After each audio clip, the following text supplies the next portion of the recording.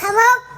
come on. តាមប៉ុន្តែមានកូនស្រីម្យ៉ាងដែរតែពេលនេះនាំកូនផាត់មកកូនខ្ញុំមកដូចចិត្តទៀតចូលចិត្តណារឿងផាត់មកតែឃើញយើងធ្វើអីអញ្ចឹងតាំងហើយគ្មានតាណាបើតែម្សិលមិញជួយរៀបទូឪវាដឹងទល់វិសមួយគេដើរឆៃកាំងញ៉ាសាច់មកលើមកជួយម៉ែផាត់មុខម្ដងដល់វល់ដឹងស្អីស្អី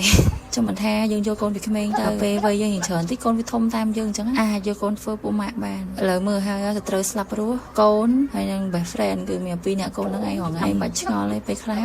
ឆាតមកខ្ញុំអត់ឃើញខ្ញុំតបចាគេថាវល់មួយស្អីល្អិតហ្នឹងឯងធ្វើស្អីចេញនិយាយរួមកូនខ្ញុំសាហាវហ្មងខ្ញុំរែកឲ្យកូនខ្ញុំ10លើ10កូនញ៉ាសាច់ស្ទឹកគោលូគ្មានណាកោដូទេនិយាយមកសម្រាប់តែវាក៏ខ្លាចដែរអញ្ចឹងមិនថាគេចង់បានកូនស្រីទេតែអញ្ចឹងមើលខ្ញុំមកហើយអូយសុបាយមែនតើចាប្លុកប្លាក់ពេញនឹងទាំងអស់ហ្មងហើយជួយណាឃើញយើងផាត់មកឃើញយើងធ្វើម្ហូបដាំបាយលឿងចានហ្នឹងមកឲ្យមកជួយឯងតែមិនមែនជួយឲ្យឆាប់រួយចាជួយពហិអញ្ចឹងមួយអើយជួយទិញអីបានច្រើនតែព័ត៌មានការសម្រាប់គីឡូពីហើយមីអាចស៊ូបានណាមួយលក់ដល់ខ្ជូតម្នាក់នេះនៅរោងចក្រ24ម៉ោងចាសូមអរគុណ